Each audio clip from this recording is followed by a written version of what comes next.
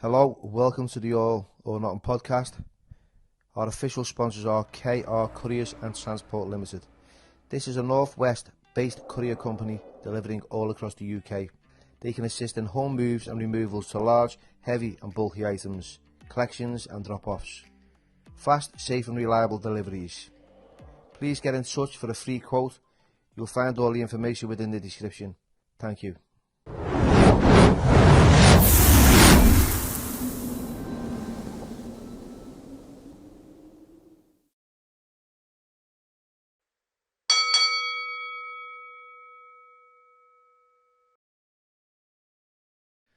Hello everybody and welcome to the All or Nothing podcast with Billy Moore, and today's special guest once again is none other than Danny Christie. How are you, Danny? I'm good, Billy. Thank you, mate. Thanks for having us on. Brilliant. It's brilliant to have you back on, to be fair, because the first one done great numbers. You were quite popular back after your first fight with the other fella.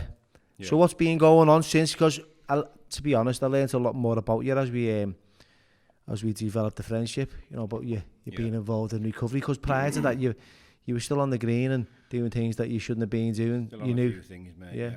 So tell us a little bit about what's been going on since our last podcast and your life and what's going on going forward. Well, because last November was what it was, you know. It's been well covered and well documented, that. But found, you know, I kind of made myself a couple of promises, repetitive promises, making myself that I was going to get clean, and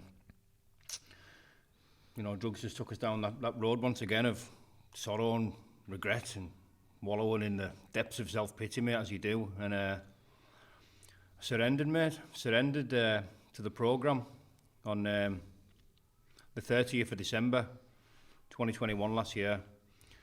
You know, I give recovery my best crack, and you know, put my heart and soul into it now. You know, I've had a little couple of blips, relapses, if you like, since then. But very in touch with the programme, mate, and yeah, things are changing for the better, you know. I can feel them inside, you know, the character defects and negativity, not all gone, but drifting away a little, you know, starting to detach myself from a lot of things that I did want to come away from. Made a lot of progress, mate, you know, life's good. It certainly seems a lot better than it was when I last spoke to you. Yeah. You stunk of green, to be fair. Mate, I've been blazing green all the way down there. I was sitting there and I'm thinking, fucking hell, he's fucking shonging in here, like, innit? You know. But yeah, so, and I was really pleased to hear not long after that you'd landed in a recovery programme and you were going forward and looking at being abstinence. And for me, that's the way forward. It always has been. And like yourself, I've had a few blips. My journey hasn't been straight. It's been a bit of a zigzag, you know, but I've stayed on the path. So tell me what happened. What sort of like changed your mindset? What was going on? Because there must have been something where you've hit rock bottom. Yeah. Mentally, physically, or spiritually. All three, mate. There you go. Yeah. All three. You know, I found myself in the same place that I found myself in many, many times. Far too many times to even mention or to remember, for that matter. You know, that deep-seated depression, what hard drugs brings on, you know, dependency for years, you know, on drugs. Of course, I never thought it was a problem for a long time. I've mentioned this because I was paying bills, and I was holding down a job, and I was seeing my kids. But Take a bit forward. Yes, mate. But I was sort of the lights were on, but no one was home, you know, for a long time. I'm a bit conscious of this, Mike, you know. Well, aye, bro. Just in case. Not a bit better there. Yeah. Well, aye. Someone fucking jumps on me and says you're not hearing you. Yes, bro. Because this is great stuff. But I found myself for a long time, you know, looking back. At the time, we didn't fully recognise it, but looking back for years, you know, the lights were on, but no one was home. You know, even when I had my kids, and I was present in body, if you like, the vessel was there. But, you know, the real deep connection what I've got with things now, especially, you know, the love I've got in my life. Yeah. It wasn't there. And that was through, you know, drugs. You know, I couldn't really do anything without drugs. And I mean nothing. I couldn't go for a walk. I couldn't go for the shop. I couldn't open my eyes without taking drugs. It was just became a way of life. And back end of December, the 30th last year, I found myself in the same position where I've found myself in many times. Highly emotional, crying, not knowing what to do with myself, you know, having suicidal thoughts, you know. I've never self-harmed or anything, but definitely contemplated it, you know. And I think we were self-harming on a daily basis when we were using drugs. I agree. People don't understand that, you know, when you say I've never stolen anything from anyone and I haven't done this, then you can justify the using. But the reality is, you know, I stole my mother's peace of mind. You know, I was killing myself on a daily basis.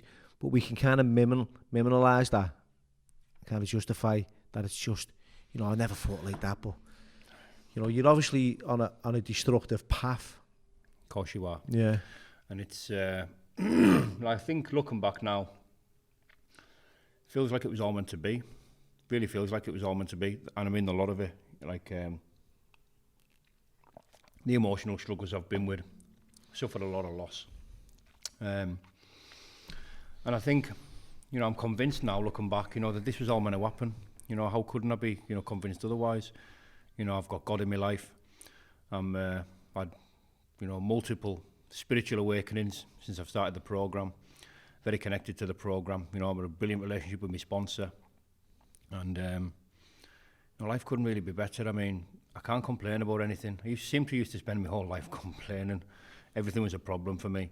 At the same time, I had this, you know, misguided conception of myself where, you know, I had a massive superiority complex. You know what I mean? I thought I was better than everyone.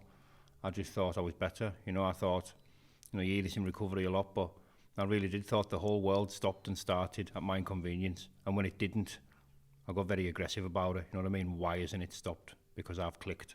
You know what I mean? And nowhere to live my life, mate. And I don't know where I'd have ended up or how I'd have ended up, you know, what kind of person I'd have been. You know, that downward spiral of like a, you know, degenerate progression of yourself, basically, you know. And mate, it was shit. You know, for a long, long time it was shit.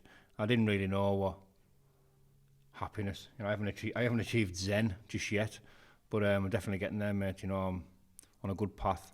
Things feel good, and just not to react to things the way I used to. You know, it's all right to think about things, but you know, these negative thoughts, what still occur, and I'll combat them. You know, with positive thoughts. I've got a good train of thought. I've got a bit of a system in place, if you like. You know what I mean? So you've matured. Yeah. You've matured in the few months that you've found recovery, and that's what happens if you commit yourself to a program, you know.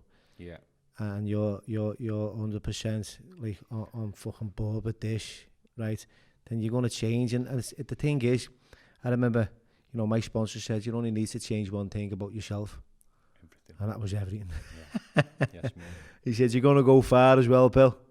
And it's always right, he said, because you've got a long way to go. And I, you know, these little cliches, these little sayings, they kind of they sink in for me. But yeah, you know, as I was saying, back to becoming mature, you've now got yourself like a little YouTube channel, you're building a platform, and you're going to get flack from people. People are going to start shouting the odds off, giving you a hard time, and you've dealt with that a lot differently than you used to, because I remember seeing you on your Facebook and your social media platforms, and you were fucking like you're on the rampage. Yeah. You know, and now, you know, that'll just say you're bulletproof a little bit. You kind of dealt with that a little bit easier, haven't you? Yes. How does that feel? Mate, it feels brilliant. Liberating, you know. Yeah. But again, thanks to recovery, thanks to the programme, an honest programme, you know, don't think I was really in touch with these feelings that I've got now. You know what I mean? It's the person I believe I was always intended to be. You know, I didn't really even know that that's what I wanted. I didn't know I wanted to be the person I am now until I tried. And once things started coming together, once the programme started, you know, benefiting me directly, you know, these feelings of joy, like I say, liberation, you know, and all this detachment from all this stuff that I no longer wanted to be associated with, you know, it gives us a lot of vision, clarity in vision, and you know, the real the recognition of feelings, proper feelings to the full extent, not just shallow surface feelings. I mean, I often thought I was happy. Mate, I wasn't, because I know now how I feel now. I've said this a few times, you know, I'm the best version of myself. I keep saying it. So if I'm a better version of myself than last time I said that, it's progress, isn't it? And that's what it keeps giving us. It keeps giving us an immense feeling of, you know, accomplishment, you know, self-accomplishment, self-worth, you know, things that I never really attached myself to, you know. Well, I've followed your journey since for quite some time, especially since our last podcast, and you know, and when we spoke, you know, we spoke about your dad, and that was a massive, you know, going forward. Yeah. You know, you started speaking about that on your own platform. That's right. And I believe that was that had a big effect on you. You know, and that contributed to a lot of your loss and your loneliness and your fears and your anxieties and all that was that you had to deal with, all the conflict within. Yeah. Sort of like you brought that out. Yeah. In the ring, on the streets, you know, in the prisons. Absolutely. You know, there was a lot going on, and I understand that. I could identify with that because we keep a lot of things in. Yeah. But how's that? Now, how you feel? How you coping with that? Really good, mate. Good. You know, I went and see my dad's grave for the first time in quite a long time, actually. He's buried down Burnley, you know, where he's from. And you know, I kind of had a word with him. You know, speak to him a lot. You know, still touches us. You know, I'd love to know my kind of person. You know, he would have been. You know, given the chance to. He was only young, mate. I seen a picture you put up of 27, mate. At the grave. You know what I mean? I was thinking, wow. And it was nice to go there and really make peace with what it was. You know what I mean? You know, I've never ever thought that I would have had the perspective on it that I've got now. You know, that I would. You know, I want him to be proud of us. You know what I mean? I don't want him. He was a career criminal. You know what I mean? He was very violent, but I don't want him. You know, I know that he didn't want them things for me, and the fact that I made that peace with him feels like I sort of detached myself and buried a bit of quite a large portion of the stuff that I used to carry around. You know what I mean? It was nice. That was peaceful. You know what I mean? I feel in touch with him a lot. You know what I mean? Do you think you carried a bit of shame growing up? And was you attached to any like resentment and rejection? Was that definitely resentment? It was definitely a lot of resentment. I had a lot of resentment, you know, towards my mother. I blamed my mum, you know, for a lot of stuff. My mum and dad were addicts. You know, my mum's been clean. God, 34 years or something now. You know, my mum's a brilliant woman, lovely woman. I worship the ground she walks on. We've had our incidents in the past and that, but I blamed my mum, you know, for a lot of stuff, just through my own narrow-mindedness, you know, my failure to really see, you know, everything that she'd done. She was a very young mother, you know. She's only just shy, I think, of 18 years older than me. Yeah. You know, so there's a lot of blame, you know, from my side, you know, towards my mum for a lot of the things that I was sort of put through as a child, which I don't often discuss, you know, and I'm probably not willing to discuss them today, you know, but definitely blame my mum for a lot of stuff. You know, that was wrong. You know, looking back, my mum always tried her best. She always tried her best. You know, she's been a good mum. And, you know, it's nice to let all that stuff go, you know, and even though me and my mum's got on great for years now, it's nice for I mean, I got into recovery in January and she noticed the difference after about a month, you know what I mean? Yeah. Once the clucking had gone, and once I stopped climbing the walls, you know what I mean? Started to get a little bit of peace, the first fraction of peace, inner peace that I'd ever had. I remember it. Yeah. And, you know, she sat us down one day and she said, you know, she was proud of us.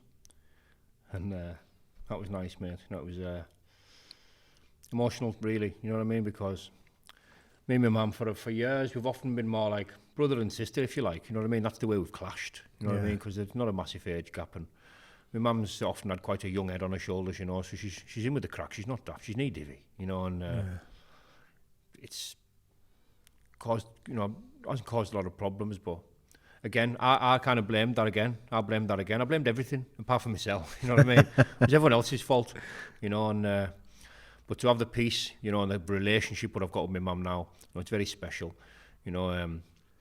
There has been a big void, really, between me and my mum for a long time, you know, even the last couple of years, 3, 4, whatever year we've got on, you know, everything's deepened now, you know, everything's strengthened by you know, by that loving relationship, you know, between mother and son. You know, it's very special, mate. It feels good. You know, it's brilliant because I've over the months and that, you know, you read comments and you see there's a few accusations thrown your way about like you beat your mum up and you've done this and you've done that. What have you got to say about that? Because I've never heard nothing, you know, from yourself. Excuse me. Just other people, and I think, no, Danny would have like mentioned. I've got an understanding of how he's been when he's growing up. So I'd like to hear it from you because I don't want to hear it from someone on social media who's chatting shite. No problem, mate. It's something me and my mum have discussed, you know, at length. You know, before I went to prison, I was maybe a couple of years before I went to prison, I'd split up with the ex-wife. I was together for 10 years, you know, and looking back up until sort of present day, you know, I think they were some of the best years of my life. You know, we were together for 10 years, plus we were married, you know, we had 4 beautiful girls and, you know, raising a family, everything that goes with it, the days out, the saving for holidays, and everything that went with it was, looking back, probably some of the best years of my life, you know. I felt fulfilled to a certain extent, you know, having what I had. And then when it fell apart, you know, I mean, I went clean off the rails, and I don't just mean a little bit. You know, I was the worst version of myself ever. I was hopping from bird to bird, you know, from kitchen to kitchen. You know, I don't think I probably had about 1 good sleep every fortnight. You know what I mean? That was just through exhaustion or whatever it was. You know, I was just hopping from house to house, party to party, relationship to relationship. Everything was shallow, nothing had any meaning. Flying off the handle at the slightest of thing, you know what I mean? And I think to a certain degree I was probably addicted to that chaos because that's all I knew. Yeah. That chaos was all I knew, and I was in a bad place, you know, and me and the ex-wife, we were at each other's throats a lot. Excuse me. We were at each other's throats a lot, and she stopped us seeing the kids. You know, and she maybe had reasons for doing that, you know, because I wasn't exactly stable at that time. And I don't think I'd seen my kids for about 3 or 4 months. You know, the longest time I'd ever been away from them. And my mum was seeing my kids, I don't want to say behind my back. It wasn't like that. She was maintaining a relationship with her grandkids. And I was on the phone to my mum every couple of days, slagging the ex-wife off, and of course it was everyone else's fault still. You know? And being there. Yeah, you know, and I was the only sane person on earth at that point in my life. Yeah. Everyone else was just a radgy, you know. And my mum was, and I've got wind of this, you know, I was in bits not seeing my kids, and I was crying to my mum, and I was in an emotional state, you know, not seeing my girls. And but when I found out my mum was seeing my kids and not telling me, excuse me, I took it the wrong way, big time. And I think I've been on the back end of like a 3 or 4 day bender, and a lot of benzos and that involved me. I was a clip. And I stormed round there with the intentions of kicking off, you know what I mean? And you know, my mother didn't give us what I wanted to hear, basically. And I've grabbed onto my mother and swung her about. I put my hands on her, you know. I completely lost my rag altogether. And it was likely, looking back, probably one of the darkest days I think ever. Not at the time, I just lost it, you know what I mean? And this isn't no excuse, it's not a reasonable excuse by any stretch of the imagination, but very often when my rage used to get to a certain point, it might take 2 days for me to click on, for it to come back down to earth, for me to click on what I'd done. I've lost my head before and done terrible things, and people have had to explain to me what I've done because I just can't remember, you know what I mean? It's like a blind rage, you know what I mean? I didn't even recognise myself, you know, I lost it, mate. And neighbours come out, I got wired into a few neighbours, completely lost the plot. And I threatened my mum, you know, I threatened her life, I threatened the neighbour's life. And it was a terrible thing. There was a moment of madness, to say the least. Yeah, you know by the sounds of it. It was a moment of, you know, insanity, really. Yeah. And yeah, you know, and that was it in a nutshell. You know, basically, me and my mother never spoke for maybe 18 months. And during that whole time, by the way, it was all still her fault. Oh yeah. You know, I justified and rationalised what I'd done. You know, and in my sick mind at that time, she deserved that. Yeah. Took me maybe 18 months to realise, you know, my brother at the time had a brilliant relationship with my mum. We're all pretty tight. And he was coming on a fortnightly basis, turning up at my birds that I was seeing and saying, look, this needs mended. I can put this back together, you know what I mean? Yeah. I can put this back together for you. And I said the same thing to him, what I said for about 6 or 7 months. Tell her to go and fuck herself, you know? That's where I was with it. And like I say, I think it was another, whatever it was, probably the best part of 20 months after the incident. Excuse me. I got into all this stew with online, you know, with a subject, we'll call it. We'll talk about who he is, you know, because he's obviously mentioned you, and, you know, there's no malice in what we say. You had a little bit of beef with him. But I believe, right from the story where you're coming back from here now, right, there's a lot of build-up, right? There's a lot of rage, yeah? And it's coming out as well, sideways, in your neighbours, in your mum, and you got your, you know, your kids, you're worrying about them, your exes, your relationships fell apart. There's a lot going on for you, Danny, you know. Yeah. So it's there's a lot of understanding behind the behaviour. Well, I've come to that realisation, you know, at the time, like I say, during the midst of all that, I was right. Yeah. You know, and how wrong was I? But at that time, I was right. And about 20 or so a month later, it all kicked off. Yeah. I targeted someone for things that I know that will go unmentioned, you know, and... So you've had a bit of beef online with this kid, yeah, and you've believed, because I'm independent of all this, yeah. You believe that he's guilty of something of some sort. So. Something that'll go unmentioned, Billy. Something that we won't mention. It's been probably mentioned a million times, and there's a lot of justification and all that going on. Yeah.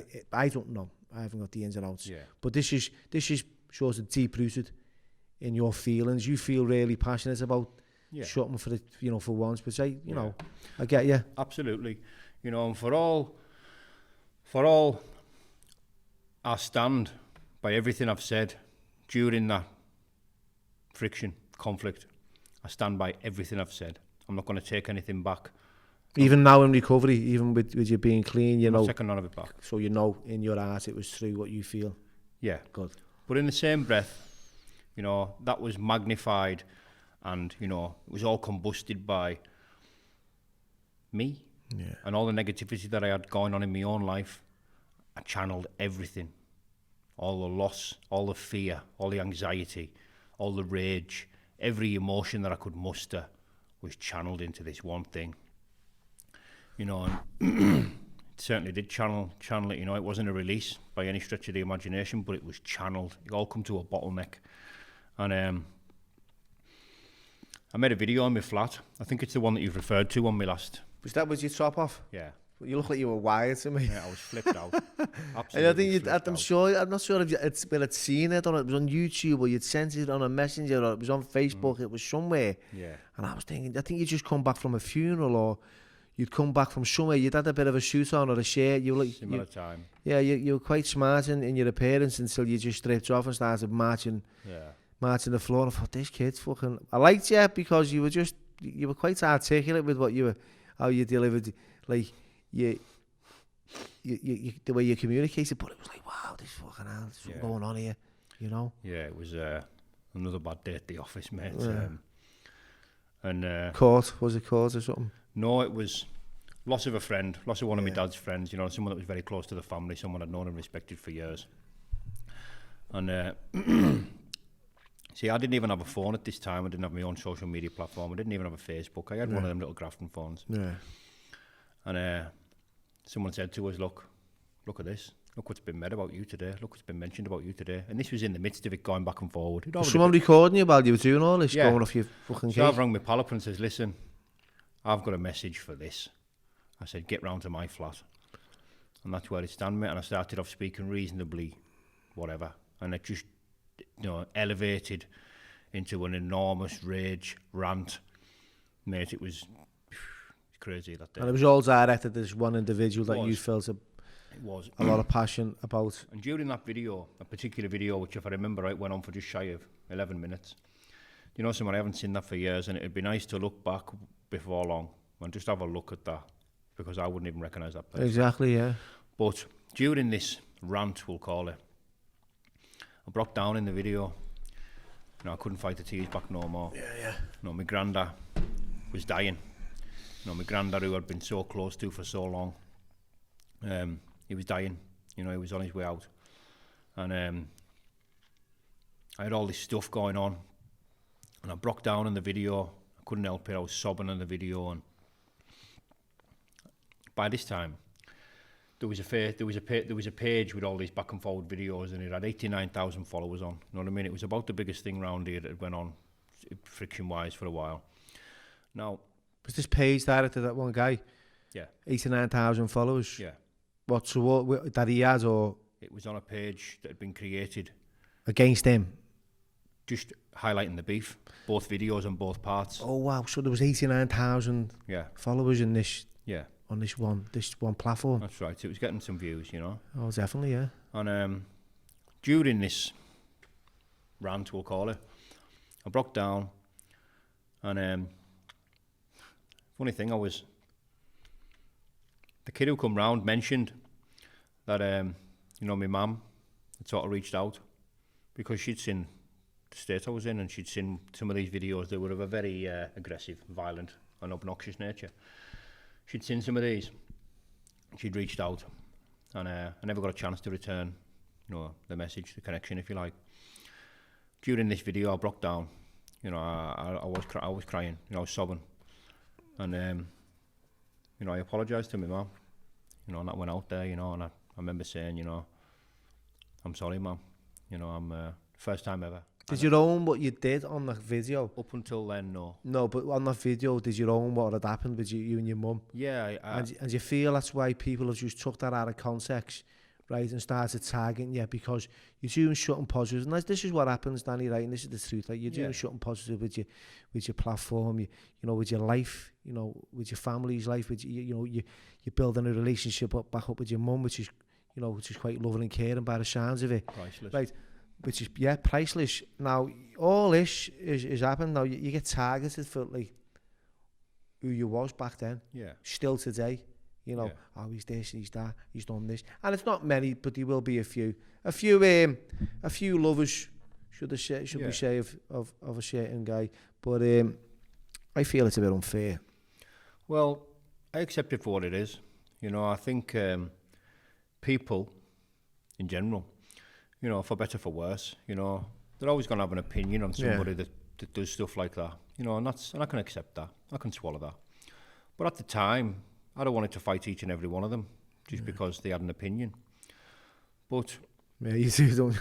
Yeah, you know, I think about things a lot more, but there was definitely that time in my life where I would have had a tangle with any man. You know? I apologised in this video and this rant, if you like. I apologised and I said, look, mum, I'm sorry, I was crying. I was very deeply upset. Lost it. And I said, I'm sorry, mum, because I knew she was watching them. But that was the first video where I knew my mum was taking notice, my mum was watching. So during this crazy video, you know, I looked deep into the camera and I says, Mum, I'm sorry. And I apologise. I said, I've got some making up to do, you know. And I said, please, Mum, just talk to us. And, you know, I was in jail within a week. And I hadn't heard from her, you know. She wasn't an avid follower, but she was getting made aware of these videos, you know.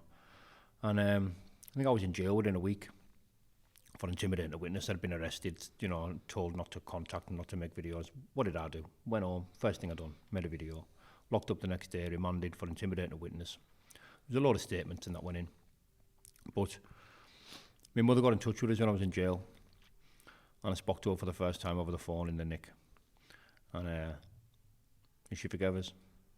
You know, and that was a very alleviated so much what I had.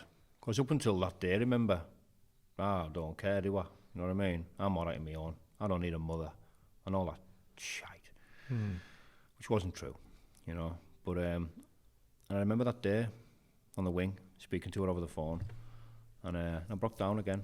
you know, because it just meant that much to us, you know, for her to hear from her and for her to say, look, you know, I understand, and you're not well, you know. She said she said, you are Jimmy through and through, you know. She said, and if I had £1 for every time my mum told me I was my dad, mate, I'd never have to work again. You know what I mean? That just same thing seemed to echo right round my head every time I thought of her, you know. My dad, you're just like your dad, you know, lunatic. And to speak to her that day on the phone and to put it to bed, you know, not to put it to bed, you know, I had a lot of making up to do and I had a lot of soul searching to do, you know, for myself. But to get that first contact from my mum was incredible, you know. It was a really feeling that I'll never forget, you know. And you know, from that day, you know, I made her a promise that, you know, I'd never ever bring no harm onto her again, you know. I did still worry her a bit because I was very unstable that first time in prison, and I wouldn't tell her what I was doing, but she knew people who I was in the wing with and that, and she was getting feedback. I was in a lot of fights in jail the first time round, you know, and again, channeling my own negativity towards other people, you know, all this stuff that I had going on, all this negative emotion and all that stuff. But ever since then, you know, me and my mum have slowly put the building blocks in place, you know, to build this relationship up to what it is now today, which is incredible. And it's stronger and deeper and more rooted than it's ever been, you know, because she's been there now, along with my journey, you know, into recovery, out of the dark and into the light, if you like. You know, she's been there, she stood by us the whole time, she supported us. And, relationships gone from strength to strength, you know. And listen, people are going to have an opinion on that. Yeah, of course they are. I'm at a place now where, you know, anybody can say anything they like about me, and I mean anything. Do you know what I mean? I can tolerate it because I've let go of that side of us which reacts. I think, you know? we both know, and we've both been taught that, you know, we're powerless over other people. We're powerless over what comes out of their mouth. We've got no control. Whereas before, we tried to exert control in areas, and, you know, because we either felt like I don't know, inadequate in some area of our lives where, you know, we lack that control. So I get it, because when people talk, you know, on reviews, and you get 10 reviews and 9 of them are positive and there's one, you tune into that one, you know, I'm going off, he doesn't even know me.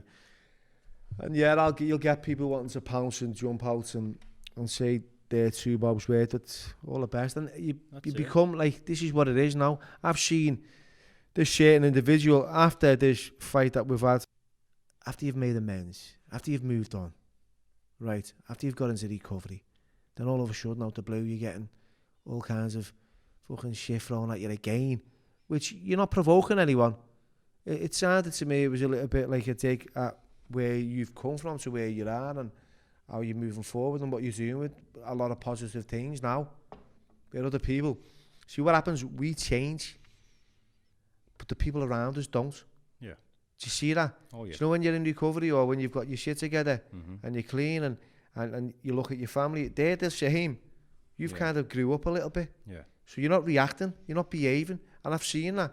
And I've spoke to you about stuff and I've said, look, the best thing for you to do or not to do is to respond or to react, because that's like, if you get in the ring with someone, then you've got to fight. If you're in the ring on your own, then you might as well just throw the towel in, because there's no opponents, is there? 100%. And I don't know, I find that for me as well, you know, is the solution, you know, going forward. I've been around this for years now, so I've you know, you can get in a queue with your name calling and you're fucking bringing up the past.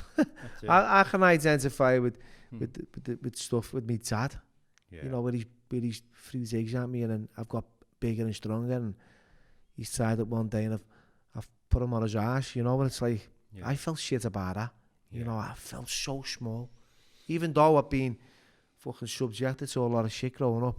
I felt small, and that was because, you know, it was like, he's your hero, isn't he, and that kind of stuff. So we're not Mother Teresa's, we all make mistakes. We're only people, Bill, you know. Yeah. But you know, the more inner peace that I get, you know, the less these outside things seem to bother us, and that could be a range of things, situations that are out of my control, you know, things that are potentially going to unfold that I have no control of, right down to people having their own 2 pence worth, and people can be nasty and, you know, whatever they want. You know, the more I'm in touch with the program, the more I'm in touch with God, you know, these things, they seem to take care of themselves, you know, and people are welcome to attack me anywhere they want online. They really are, you know what I mean? I've never discouraged it. I can't remember the last time, you know, that I read something and I thought, I felt any kind of way about it, towards any negativity, and it never, I brush it off now, you know what I mean? And that's... Isn't that a good feeling? It's a brilliant feeling. It is. I've seen it myself, you know, when I've seen comments and I think, you know, that person who's wrote that comment must be like really traumatized or in a lot of like turmoil. Yeah. Or anger and hatred. Yeah. To be commenting something like that, because, you know, I've done stuff like that, and it's always, I've always been in a dark place when I've been commenting. You just said it there. Bingo. You're in that dark place. You're shouting the odds off, and you're aggressive and angry and you're violent. You're in a dark place. Of course you are. You're writing shite. You're in a dark place. Mate. You're not in a good place if you're writing. You've got an opinion. We understand. You know, people have got an opinion. That's, you know, that's fair play. You know, but when you're being personal, that's another thing, innit? Absolutely, mate. And I could have probably started an argument with an insect on the floor. You know, if that was where I was. You know what I mean? When I had to crawl the wrong way or something, mate, and I wanted to fight it. You know, that was just where I was. But now, you know, it doesn't bother us. It really doesn't bother us. You know, I can be honest about that. And I'm part of an honest program. You know, nothing will leave my mouth ever again if I don't mean it, if I'm not honest about it. I do have some negative opinions on certain things, but I keep it to myself. You know, I don't put that out there. It's no good for me putting that out there. It gets kept to myself now.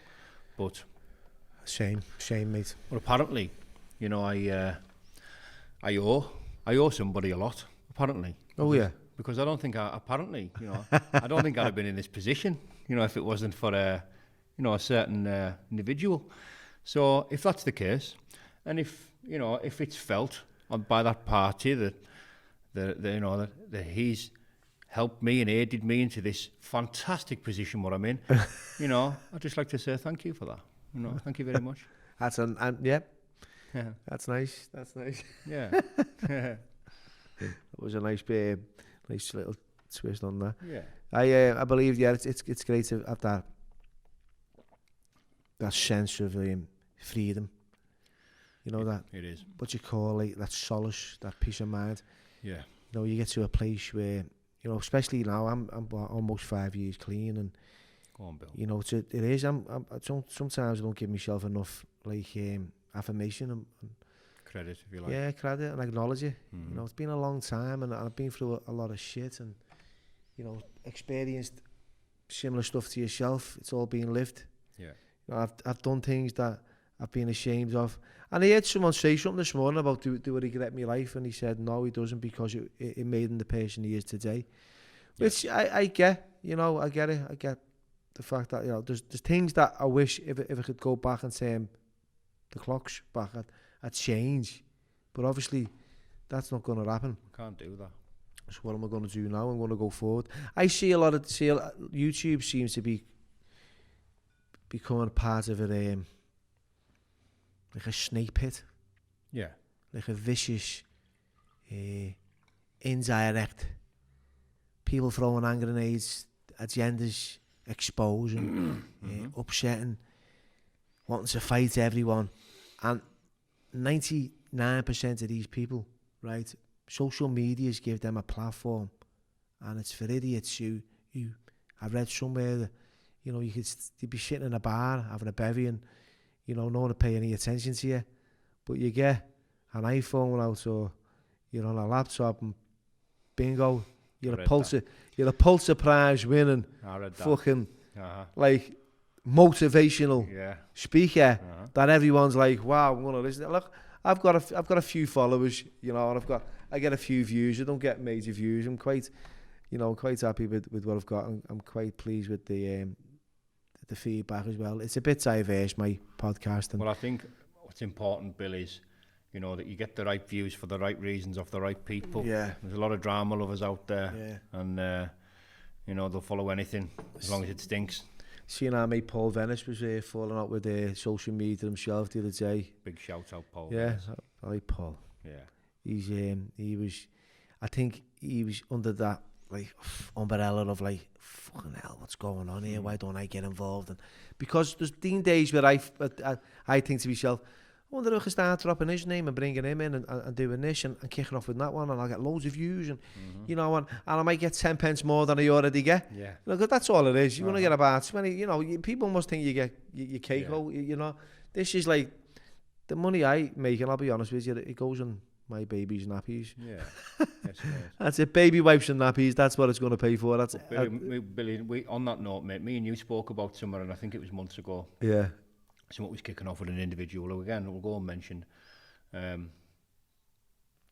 You know, and we had a conversation about it, me and you mentioned, you know, words to the effect of something that I put in one of my videos the other day, the fact that this stuff that everyone's so embroiled in, you know, this back and forward, chew, pagger, slander, expose, you know, all this stuff, you know, it's got a shelf life. Yeah. It's not forever, you know, and you know, I think we spoke about that, and I couldn't agree more, you know, to the fact where I think about that stuff as well sometimes. You know, I get, it's all right to get them thoughts, I think, but I've got, like I say, I've got this thought system in place now where, you know, I'll get away from that in my head, whereas once upon a time I would have jumped straight on it, but, you know, that's in the past now. You know? It's same, and vice versa. I'd have done the same, mate. I'd have jumped on it, and it'd have been good for a short time, but like I said, with that comes a lot of, you know, toxic like followers as well, because 90% of the followers that are involved in that are probably like, you know, haven't got the opportunity to, you're never going to meet them. Yeah. You know, and I'd never ever put anyone down either, because, you know, it's a lonely world out there. Yeah. You know, no, it's a lonely place, and sometimes like a bit of drama is the only thing that'll keep your life absolutely like sort of like alive. 100%, I can see. You know, and I get it, and I get the fact that people love, like, you know, you've got a lot with this. What's his name now? Fucking. Go on. Is it Dean? Dean, yeah. Dean, right? He's fighting this other kid, right? I don't know what's happening there. I don't know whether that's going to be a fight. That's there was something going on a few months ago, but there's a lot of to and fro now. Yeah. This is getting said and that's getting said, and I'm one of those, like, I'm a bit of an action Jackson. If you're going to have it, like you, get down and do it. Well, that's it. Let's get it on. There's a lot going on in the background, and I don't know how far that's going to go. Aye, mate, Is that still on, is it? That's still... Apparently, mate, it's gone back and forward. I've unsubscribed from so many channels in the last couple of days. But, again, I was watching it. You know, I wasn't actively involved with it, but I was watching it. You know, and I've seen a lot of stuff which I found fake, to say the least. You know, I've never classed myself as a fighting man. I've never called myself a fighting man once in my entire life. I've been called it by other people. Yeah. But I'm certain of one thing. You know, you give me a reason what I can get passionate behind, and a reason from my heart and my being wants to engage with someone physically. Mate, I'll do it very quickly. Same. The last thing I won't do is have an 18,500 week training camp. Do you know what I mean? Whilst making 3 videos a day. Yeah. That's not real. That isn't the real world. And I'm, like I say, I'm not a fighting man. I'm a man with a set of balls. But, you know, do men go on like that? You know, I don't know anyone that I would call a fighting man, a real fighting man, because I know a lot of them. You know what I mean? And a fighting man to me is somebody that will fight anybody, anytime, any place, because they are the best fighting man in their eyes. Yeah. And when you're engaged with other people like that, that's when you get fantastic fights. You know, when you, and I love watching fighting, you know, I can't help it. It's a massive, one of the best forms of entertainment for me. Some are very primal and survivalistic about watching a fight. But if you're the type of person that talks more about fighting than you fight, then you're not a fighting man. It's as simple as that, in my eyes. You know, it's it's bullshit, mate. See, I know what you're saying, mate, because if, for example, if you call me out for a statement, there's no way I'm going to be doing 30 videos a week. Yeah. Responding to that one call out. I wouldn't even do a video. I'd be on the phone and go down. You'd be ratching about for the phone number, wouldn't you? Yeah, I'd be, what's going on, lads? Should we say, no, should we ever go? Should we ever stay? Yeah. And I wouldn't go in with the fact I'm going to do this here, I'm going to do that here, because I've done that before and I've been waiting. I'm going to smash you to pieces, I'm going to rip your head off, I'm going to pull your windpipe out, and I'm being leaded everywhere, right?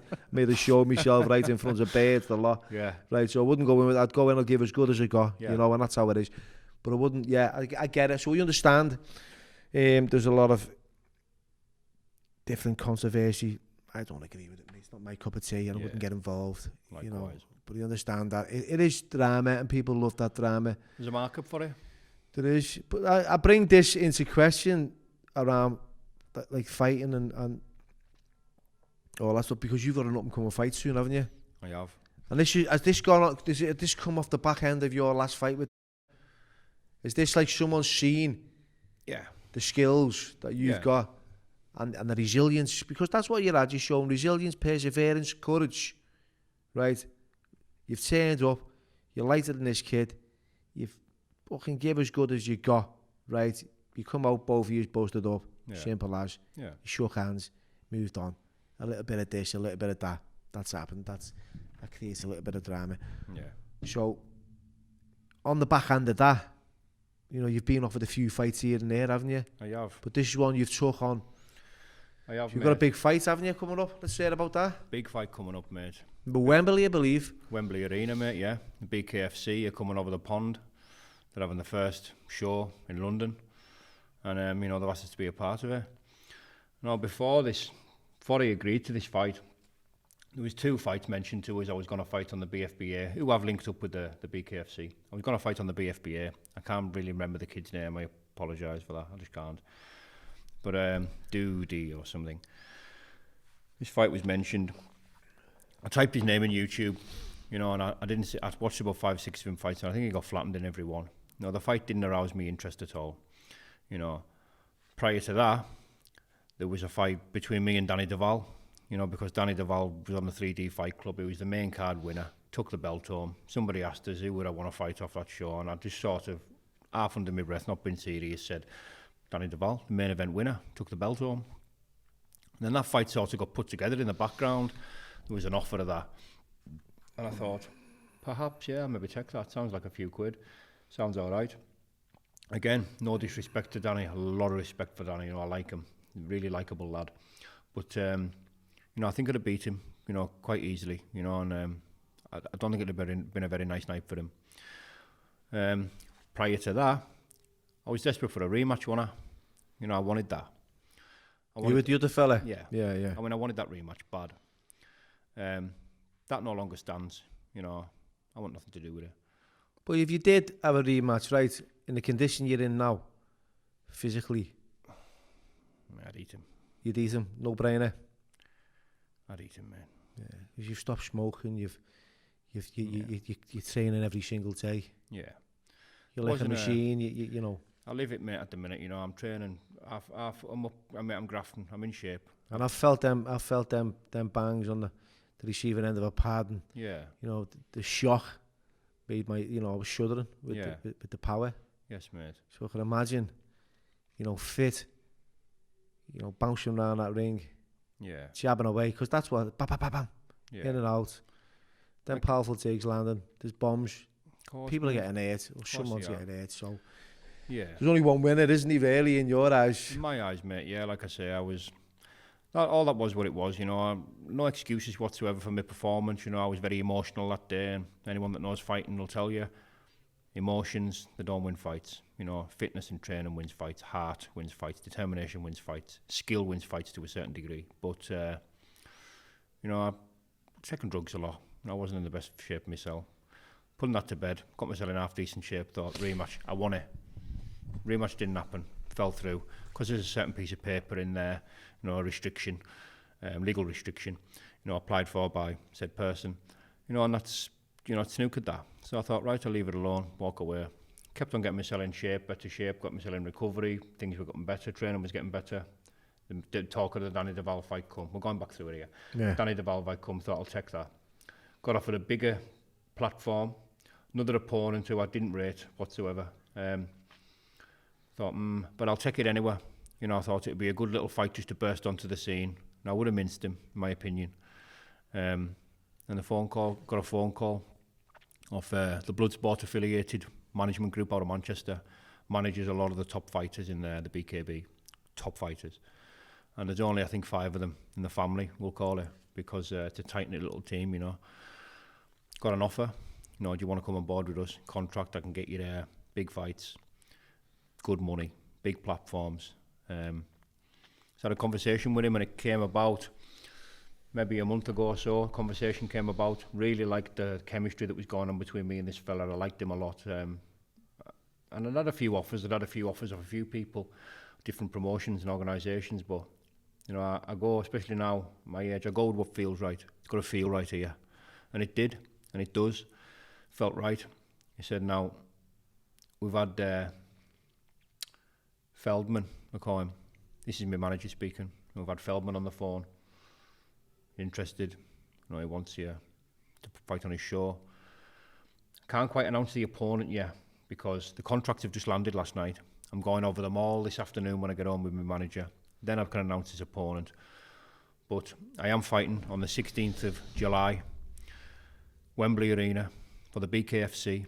When the main event gets announced, I think everyone's chin's going to hit the floor. You know, these are 2 high-level pros. If this fight comes off, this bill's going to be enormous, mate. And the opponent he put to us, I knew him. I've watched him for a couple of years now. You know, he's tasty, mate. You know, he's won a couple of world titles. He's, wouldn't say on the decline, but he's had a loss or 2 now, and he's a bit of a Canelo Alvarez. He's had his day. To a degree, mate. He's still dangerous, you know. But do you feel like, to a degree, you've had a touch that he's come to a climax? Yeah. Because there's points where when they're in the prime, you think, fucking, I know he's tasty now, but back then he was fucking fresh as you like. Mate, I watched him, like so many others like him. Yeah. These elite, high-level BKB lads. I watched them for years. Inspired by them? Yeah. And I've got to, mate, I couldn't respect this lad any more than I already do. I've never even met him. I've only seen him fight. And that's enough for me to get respect, you know, to gather respect for someone. Watching him fight, he's flaked, I don't know how many kids, and he's been around, you know, rough, tough, experienced, professional BKB fighter. Yeah. He's been to the top. So, mate, I thought, bring it on. You know, and this is my chance now to fight with some of my heroes, if you like. You know, and this fight on the 16th of July, with this opponent who'll go unnamed, but the fight's happening, contracts have landed last night. This fight with this kid will let me know exactly where I am with these boys. I think I'm going to do a job on him. Yeah. You know what I mean? I think I'm going to get him out of there. You know what I mean? That's what I'm training for, the knockout. You know what I mean? I'm not going in there to tip-tap about and play points and hopefully get a decision, mate. I'm going to finish him. And there's no promises either. But I haven't made one promise to my family, you know, and to myself, of course. I'll give 100%, and that's all I can promise. Now, if I deal with this kid in fashion, which I think I can, I'm confident I can, mate, I'm going to burst onto this BKB scene like an atom bomb. And I've already said to me manager that I've only got a couple of years left. You know, I don't want to be around, still getting knocked about in my mid-40s. No. I said 3-4 fights tops. So with this opponent, sort of his ranking and his status where he is, when I get him out of there, you know, I'll be maybe just be 1 fight away from a title shot or something. So there's good money involved, good sponsors already coming forward. You know, financially things are starting to really look nice, and you know, it's an opportunity that I'm not willing to pass by. So many times in me fighting career, we'll call it, in my life, I've passed up so many good opportunities, mate. Do you know what, right? You're a fighting man, in a sense. You've come from a fighting background, boxing. You boxed Joe Shalkirk. Yeah, boxed Joe, yeah. Joe beat you, by the way, Joe. Tasty kid, Joe. Tasty. Joe, we follow each other on Twitter, like Joe. I'm not too sure if he watches this podcast, but yeah, Joe, great fighter. Battered me that night. But yeah, you said that, you mentioned he had some, threw everything at you, didn't you, believe? Yeah. So you've come from a fighting background, boxing. You've got yourself a platform, you're on YouTube. Now, what are your thoughts, right? Because I know what my fucking thoughts are, to be fair, but I don't really voice them. You know, and all these YouTube, like, YouTubers that want to be fucking boxers and fighters and MMA fucking combatants. And, you know, it seems to me that they haven't got the fucking vitamins to carry it through. Glad you asked that. Now, any man, or woman for that matter, any man that gets in the ring for not just listen, I tip me hat to anyone that gets in there for a white collar fight or anything like that. But if you're going to get in there and have a bare knuckle tear up on a stage where you have no fighting background, you know, you're just having whatever it is, a handful of training sessions, 6 week, whatever it is, you know, a very short amount of time to prepare for a bare knuckle fight. If you're going to get in there and do that, I say fair play to you. But with where the sport of bare knuckle boxing is trying to go, you know, they're trying to bring it into the mainstream. They're getting Wembley Arena, you know what I mean? It's this platform that I'm attached to now is the biggest bare knuckle platform out there. You know, they do the best numbers, they pay the best wages. There's people, all kinds of stars coming over from the UFC to fight for them because they're paying good money, you know, and it's going places. The professionalism that it's trying to get towards, in my opinion, these type of fights are holding the sport back. You know, because it's very dangerous. You know, it's not like a gloved fight. You know, when your knuckles are flying through the air at that sort of speed, they're like blades. You know what I mean? And how long is it going to be before, you know, you get some mismatch? You know, I mean, I know I give a lot of weight away, but you see a lot of these amateur cards type shows, you know, there's a lot of weight getting given away here and there, you know. Mine wasn't an organised professional event. Mine was beef. Yeah. But these organised professional events, you just look and think, how long is it going to be until someone gets seriously hurt? You know, where's that going to put the sport? You know, I like bare knuckle boxing. I like watching it. I like I'm a fan. I'm an avid fan. You know what I mean? It's not many fights I miss. You know, I love watching all the fights, the BKB in England and that, the BFBA. I love it. BKFC now, I've been following them a while. You know, and the level of professionalism that they're trying to get to, in my opinion, these small shows, bare knuckle shows, to me, you know, they're jeopardising it, you know, and they could potentially fire a spanner in the works for it, you know. But that's an opinion, you know. Everyone's entitled to one, you know, and that's mine. Well, I was saying, like, I've always, like, bare knuckle boxing to me is like, obviously it's not wearing gloves. And my first and many fights before I did become a boxer were in the streets, you know, in schools, and it was all bare knuckle. It was, of course, it was crunch, you know, and it was painful, and there was a lot of cuts and bruises and black eyes and a lot of damage done. Then you put a pair of gloves on to soften the blow, just a little bit, you know. Then you've got an egg guard, so it's all organised. But still, it didn't take me away from, like, fighting in prisons. You know, you're not going to put a pair of gloves on, so you're used to getting it in the face. Once you're getting used to getting it in the face and that stuff, but when you're not used to getting it in the face, and you're smoking and you're not fit, and you're complacent in your training, and it's a fucking different ball game altogether. Very dangerous. You're gashing. Within that first round, you are fucking blowing. Of course you are. Bin bags, big time. You want it to end. All you're thinking about is that bell. When's it going to ring? I've been in them places where I've been unfit, and I'm thinking, when the fuck is that bell going to ring? Please. And I'm holding on, and I'm trying to look good because all my ego's fucking in front of me. You know, and I'm like, go on. You've got to fucking pretend here, but it's that bell, man, that bell, and the relief. The relief. But if you haven't got that and you're taking blows as well, and there's someone there, I think most of the time I've seen a couple of kids get in the ring, they're both fucking blowing, they're both gashing, the windmills are going. There's no effort behind them punches, you know. Not just the weight gap either, you know, it's the skill gap. What you see sometimes in these fights, you know, the bad matchmaking, very dangerous, mate. You know what I mean? It's well, you've got that young kid now, haven't you, Ben Hatcher? He's Ben Hatcher, like Ben Hatcher. Ben's doing big things with the BK. I think he's gone about it the right way as well. I like Ben. You know, and he's been banging people out. You know, the fastest knockout. Exactly. In bare knuckle boxing, like absolutely. Seconds. Got a shot on him, you know. He's got a shot, if he's catching, You know, you're swinging fucking... So, you know, fair play to him. And he's travelling as well. I've noticed he's travelling to Sweden and he's getting involved in camp, so he's learning. Absolutely. He's not fucking going down to fucking Bob's round the corner, you know, and throwing a few chewies at someone. Well, that's, you know, I think that's how it should be, shouldn't it? 100%. I think that's the only way, you know, you can do it. You know, it's all right. I don't want to say playing about, you know, because fighting's very serious, you know, but couple of white collar events here and there, mate, you're all right, just, you know, you're half all right just rolling out the pub. It doesn't really mean as much, you know, but when you are on a platform and you're getting a following, you know, and you're getting recognition and you're getting good wages and you're part of a big promotion which don't really take any divvies, you know, when you get to that sort of level, which I am graced and I'm blessed, you know, to be given this opportunity, you know, so I'm not going to squander it by not being prepared, you know, I'm not going to squander it by, you know, wasting the opportunity that I've got. No, don't. So, you know, I'm taking it very seriously. I'm living it at the minute. I'm 9 weeks out, 5 2-minute rounds I'm doing. You know what I'm telling you now, I need to take my foot off the gas because I could do them tomorrow. Yeah. You know, so I need to pace myself. I know my body. I know how my body reacts. I can't kill myself in the gym every day like I used to. You just overtrain. 100%. So, you know, I think that's the only way to do it. Like Ben, fair play to Ben. Travelling here about and getting his camps in, getting his knowledge in because, you know, information's important, isn't it? You know, it's key. Knowledge is key. Training's key. You know, repetition.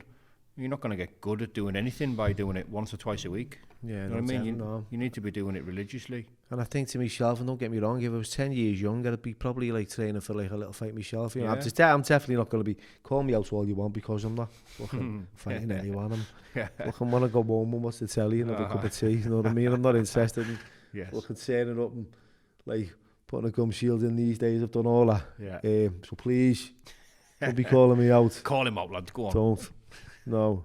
I remember I had a podcast with Paul Venice and someone fucking commented and I was like, I told Paul about this. I was half ready to fucking call Paul out and say, come on, let's settle this. Because someone said, be honest, Billy, smash you to pieces. And I went, ha ha, you know, like a laugh out loud comments. I was like, no, but it wouldn't come to that. He goes, I know it wouldn't because he'd rip you apart. And I was thinking, my fucking head went, cheeky bastard, do you reckon he would rip me apart? Yeah, do you think that? That's something. And I phoned him up, Paul, and she feel the fucking hell, lads. I was ready to fucking start like calling you out because that's that false pride we have. Ego. Yeah, you know, like it's in front of us what people think of us, and you know, I've got to prove a point to someone, and I haven't got to prove nothing to anyone. Fucking hell. Absolutely. You've got to turn up and live and breathe, and you know, hopefully, like sort of just progression into something and evolving into a decent kind of platform. You know.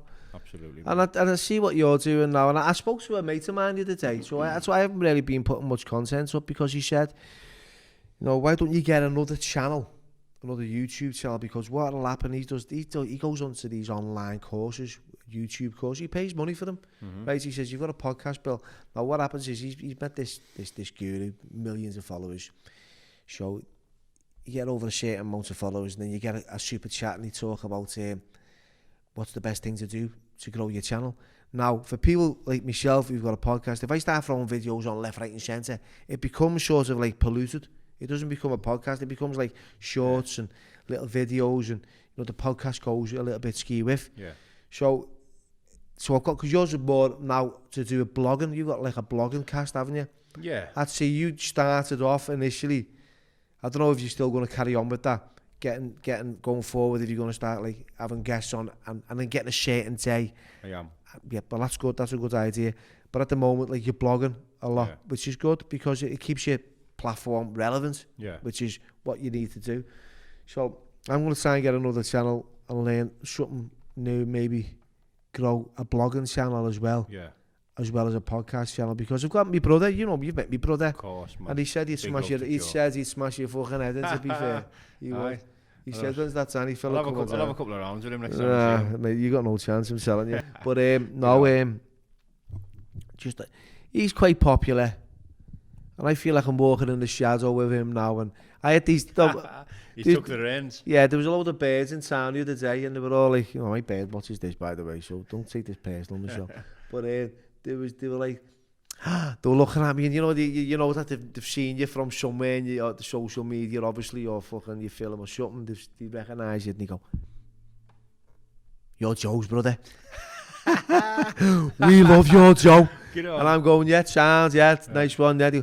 Tell your Joe. Billy, by the way. Yeah. Tell your Joe, we love him. And I went, what know. about me? You're all right, but tell him we love him. Yeah, that's Class. nice. You know, it is. It's fucking class. And we've got something going on tomorrow night, and he's coming along. I'm going to make a fuss with him. Yeah. And I think that's, to me, it's more like, I like the fact that I've come out and spoke to you about your mum, because you know what? I see it, and I thought, I've never really asked you about that. Yeah. And I wanted to hear your side of the story, and I know, like, what the contributing factor is that led up to it, and why we behaved, not just you, why we. Right, my mum has called the police on me. Yeah. Right, she has. Danny, I've never spoke about this. She called the police on me. I was fucking off my cake on drugs. I was in the house and I was kicking off, and I wanted money and I wanted something. I can't remember what it was. I was quite young, 17, 18. And next thing you know, the police are at the door. Yeah. You know, my mum felt threatened. Yeah. She felt in fear. It could have been a step further. It probably would have, you know, if he hadn't been apprehended. For me, and that's what happens. Yeah. You know, it doesn't make me a bad person. Absolutely not. I grow from it. I reflect on a lot of the shit, and you know, feel free to judge me for sharing that. But I don't feel that there's anyone out there who claims to be Mother Teresa, and then those who fucking throw the stone, who, what is it, cast the first fucking, absolutely, yeah, whatever they call it. And I can say, you know, in all honesty, you know, I feel like, looking back, you know, I have been quite a bad person. You know, I can honestly admit that. You know, I've done bad things, unspeakable things. You know, but you know, I think that's feels to me now that it's been part of it. You know, and I was never gonna really go over that again, Bill. You know, but you know, I've got a lot of respect for you. You know, and I'm very honest. You know, and if anyone asks me anything, I'll answer them honestly. But you know, there's a lot of stuff gets asked online. Every now and then when I do read the comments, there's certain videos I like to read the comments, certain videos I just put out there and I won't read them. But sometimes I read comments and, you know, it's questions, did you this, did you this, did you that, did you that, you know. And the truth is, you know, I have a lot of time and respect for you, Bill, but, you know, and that's why I don't mind answering anything that you ask me. But I mean, I'm not in a position, and I certainly haven't got the strength or the focus or the energy to be answering questions on my past that every Tom, Dick and Harry wants to know. You know what I mean? Because the past is the past. And maybe, hopefully this will be it then, put it to bed, you know. If people continue to ask the question, then you go, look, what's that podcast? It is what it is. It's fine. It is what it is, mate. It's when you take ownership and admit that you've been wrong and you're willing to make amends and change, then that's enough. For me, it is. It is. It's enough for me, mate. And yeah. you know, when people say, you know, sitting alone with your conscience is judgment enough. You know, when you sit there and you're getting, you know, you've said to me, there was eating you away, you're emotionally fucking broke. Yeah. Sometimes, like, actually sharing it face to face can be really difficult. Yeah. So you've had an opportunity to do it on social media. Yeah. Because it's the only way that you can get it out there, but because it's out there, then you can't take it away. That's it. You know, it's like you send a message to someone that you don't want to send, and it's in the air, and you feel like you need to fucking pull it back because you think, oh, what have I done that for? Why did I send that? You know. Listen, Bill, as well, you know, like, part of what's made us realise a lot of this stuff that I've made amends to, and I've made amends for not everything, but nearly every bad deed I've ever done. You know, I've made amends. Now, when I say make amends, you know, first and foremost, that's making an amends to the individual. Yeah. The individual, you make amends to them. You know what I mean? And once that's done, you know, it doesn't just go away like that, because, you know, I've still got the residue, an emotional debt to pay to myself. You know what I mean? It takes a while for that to dilute and disintegrate and diminish, if you like. You know what I mean? It takes a while for that to go away. So it's not just a case of I've put that right and that's it. You know what I mean? If you've got a conscience, you're any kind of normal, decent thinking person, you know, you've still got a lot of reflecting to do. You know, and you've still got to, like I say, pay that emotional debt to yourself. You know what I mean? And really put it out there that it's not just words. You haven't just said sorry. You know, you need to be sorry. You need to really show, you know, your regret, if you like. You know, I mean, I don't live in regret, but I have done. You know, and I think to pay this emotional debt and to you know, to actively, you know, pursue these channels of apologies and making things up, I think that's important for yourself, because, you know, words can just be words, you know, but you've got to mean it. You know what I mean? And like I say, I think paying that Lip debt, service is not enough, is it? well, it isn't to me. You know what I mean? You've got to, I have done. You know, I feel like I've paid, like I say, the emotional debt for about 99% of the wrongdoings I've ever done, and that feels good in itself. You know, because it's took a long time, but it's nice. Yeah. You know. And that's it. You can put that to bed, mate. You can put that to bed. Yeah. You know what? I really enjoyed. You know, if sometimes it feels a little bit uncomfortable asking you questions like that because I don't know how you'll react, and you know, it's you know, there's no edits in this. You haven't said, "Oh, we'll cut that, we'll cut this." No. You know, and I like that. Have you been stabbed there in your arm? Yeah, I've been stabbed 3 times, Bill. I got one run right through my arm. Bit of a narrow blade there. I've got another quite a bad stab mark on my leg. It went just 3/4 of an inch off the other side. And I've been shot in the back with a 2.2 bullet gun as well. Have you? Yeah. Fucking, I never knew that, mate. I've seen a few stabs. Yeah. You can tell the stab wounds on your arms, like, you know what I mean? Puncture wounds. And you've been shot as well? Shot in the back, yeah. 2-2. Did it bounce off your back? They're only small bullets, aren't they? Yeah, it just went in. They pulled it out of the hospital. It only went a little bit in. Do you think if you got shot in the head with a 2-2, it would go through your skull? I'm not sure. There's different. I think there's different strengths to the rifles, isn't there? It's Yeah. the bullet's just the bullet, isn't it? You know, I think it depends on the rifle itself, you know, and maybe the round, but I don't really know enough about firearms, but... I don't know. I just know that a 2-2 is not the fucking strong... it's just a tiny little bullet when you see them, you know. But yeah, fucking I'll get shot with it still. Yeah, it's a funny thing and all, isn't it? When you run away and your adrenaline's going and that. It's the same when I got stabbed. It's never felt it at all. I've been punched in the mouth and it's hurt a hell of a lot more than getting stabbed and shot. So what's... Here's a question for you, right? Because it always... it's a good one for me. You know when like you're going into a fight, like for example, the last fight you went into, right, the beef, right? When you're going into that and you drive, you know that fear, that enormous, right? Because you can't escape it, right? You'd have to be like a fucking sociopath, robot. Yeah, right. That enormous fear that overwhelms you, right? Where you're thinking, where you want to spew, and you think, what have I got myself into here? But those feelings you're feeling, that the opponent's feeling exactly the same, and you don't realise that, right? So you're both going in with that fucking pent up, that energy, that aggression, that anxiety, that fear, right?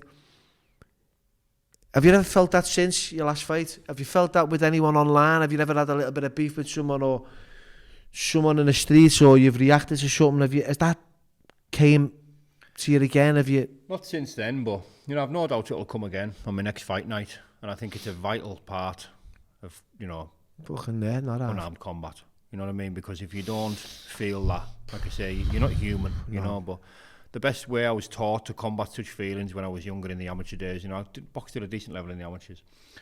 The best way I was always taught to combat that was put the grafting in the gym. If you can turn up regardless of who you're facing, and you know you haven't cut any corners, and you know that you are 100% of yourself, that's how I deal with it, because you can't do any more then. You hand the rest over to God, if you like. You hand the rest over to your performance, your training kicks in. You go in there, as soon as the first bell goes, you know yourself, you don't feel that anymore, do you? No. Once you start swapping shots, it goes. So that's it, the beauty of it. You don't, and you know what? I don't understand where it goes, because I've been in the corner, ready to get in the ring, and the butterflies are all over me, and that bell's, the ref's in the middle, and the bell goes, and that first jab, it's gone. Everything. Yeah. All that fear. All that ball of like... It turns into strength. Yeah, just... You need that. And then the skill. That's it. And then you know that you can... You've got the ability. Absolutely. To fucking keep this on going. On that last... Like I say, that's what I didn't have last time, you know. I didn't have that. I didn't have the certainty of knowing that I was fit. Yeah. You know, I'd done 2 2-mile runs and I'd done 3 rounds of sparring, and then I had 3 days off because I was... That's not even training, is it? Well, it isn't. No. And I think I maybe even done too much, because I'd been on the couch checking volume and everything for I don't know how many, you know, and to do that probably cost myself a bit of strength, but didn't have the certainty of knowing that I put the graft in, and that was, you know, I just had to. But also he hadn't rely on my emotions then. Yeah. So and the good thing was he hadn't put us any graft in either, because you could tell, or had he? I'm not sure, mate. Apparently not. I mean, apparently not. All I know is this: that wasn't my doing. I didn't arrange that. I didn't call that out. So it's all right, you know, making excuses at the end, saying I wasn't ready, and that's fair. That's all and very well. Maybe you weren't. What are you calling somebody out for then that you know can pagger? Yeah. No, I'm just being serious, you know. So you can go down any road you want, can't you? But, you know, at the end of the day, that wasn't my doing. You know, if you were unfit, you should have gave yourself a month or something then, shouldn't you? No, it was what it was. Just gave myself a few pot noodles. Yes, it is what it is, mate. I'm the same. I'm fucking, you know, when I'm eating shite and I'm training, you know, which I've done a lot of, but recently, you know, for the past 9 weeks now, I've been clinically, like, regimentally on a diet, and I haven't faltered, you know, because you turned up and you've changed shape a lot, Bill. You know what I mean? You have. Everything looks a bit tighter, you're a bit more definition. Well, a lot more definition from when I last met you. And do you know what a mate said to me? Why are you doing it? I'm 50 next year, right? I'm 50 next year, and I said to myself, you know what? When I compare myself to other 50-year-olds, right, who have been to school with or who just know who are my age, I think, fucking hell, I feel a lot better just in myself for that alone. Yeah. Because there's a lot of people who just let themselves go, get to a certain age, and it's a lot more difficult for someone my age to take off a bit of weight. You know what I mean? Of course. So it's I admire the likes of George Foreman and fucking, you know, Ali, when they were fighting in the heydays and the weight they had to lose. And you wondered how they done it. Yeah, exactly. You know, like Larry Holmes and fucking hell, mate. They were the days of like big hitters, weren't they? That's it. You know, big heavyweights. Mate, I wonder how I'm doing this myself at the minute at 37. You know, I'm not just it's not just a normal fit and healthy 37. You know, I have abused my body a lot. Got a lot of injuries from fighting and grafting. You know what I mean? And you know, the various injuries. You know, and that's how I know. I'm certain I haven't got long left. You know, this window nearly shut for me because I decided that it was over. You know, I decided that it was over not long ago, you know, the back end, at the start of the year, actually, just after all that settled down, I thought, you know, something, it's over for me. I'll maybe keep my hand in a little bit of training and that, but as far as me performing at a good level anymore, I thought it's over, because I knew my body's sore, you know what I mean? It's sore. I live in pain every day. My hands are sore on a daily basis. I have to do various exercises on a morning to get them going. Fucking arthritis and everything, isn't it? Well, that's it.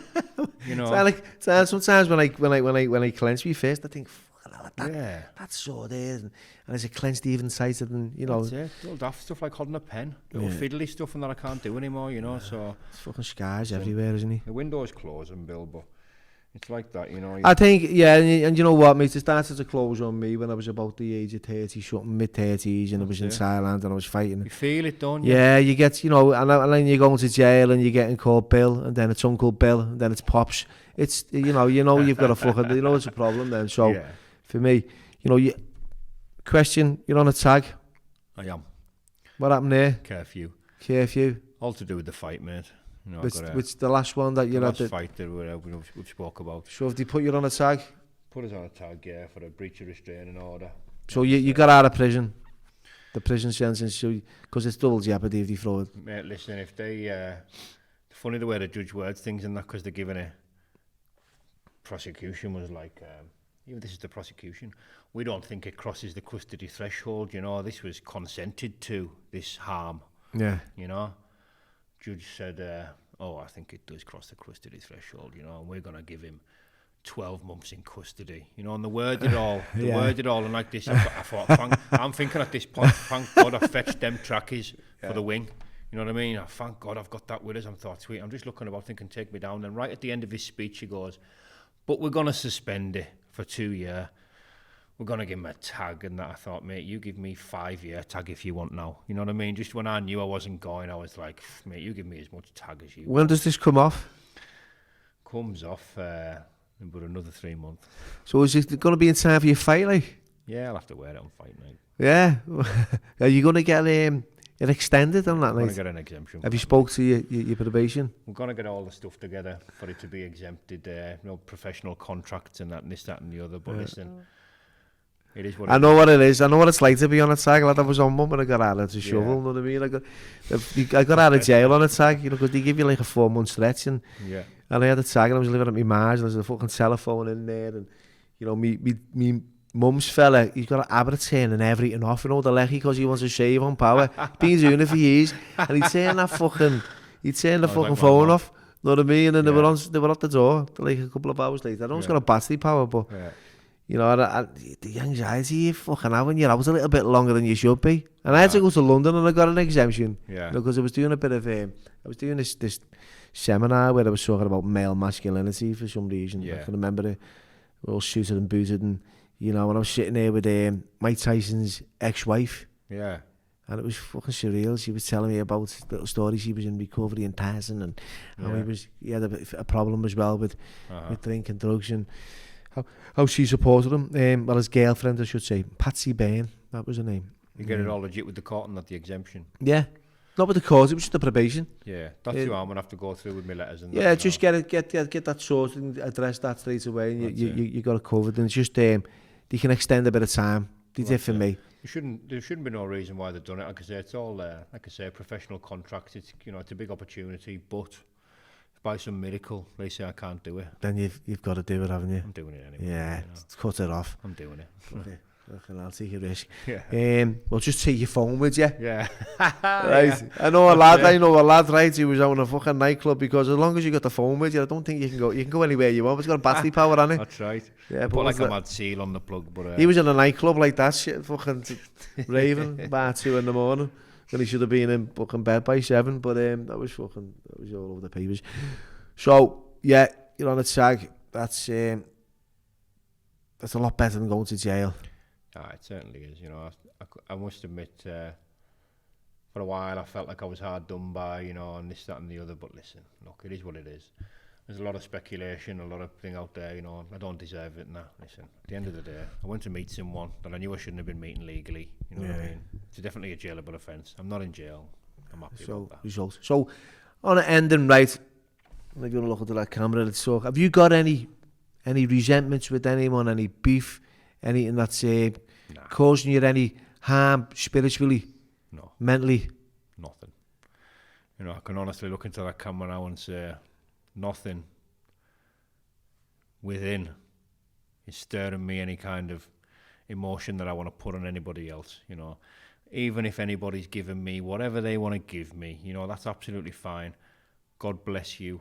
I wish you all the very best in whatever avenue you decide to pursue, you know, and if you want to continue to be negative or do that, good luck with that as well, you know. Nothing against anybody at the minute, you know, and like I said, like we were on about before, that's a very liberating feeling, you know. Yeah, it is. What a beautiful place to be in, and I've really enjoyed. I've enjoyed. Likewise, it's been a different spin on things, and very different vibe. You know, this time round. It has been a different vibe, and I usually say any pearls of wisdom. You know, is there any one pearl of wisdom you can give our audience? What you've learned since our last podcast? What would you share with someone? What guidance would you offer someone? Guidance, Bill. Wow. What I would say is, stay in your lane. Stay in your lane. That's you know? it. I agree. I'm me. You're you. He's him. She's her. Don't be trying to be kid on or act or pretend or want to be anybody else. You're you. You know. And with that, thank you.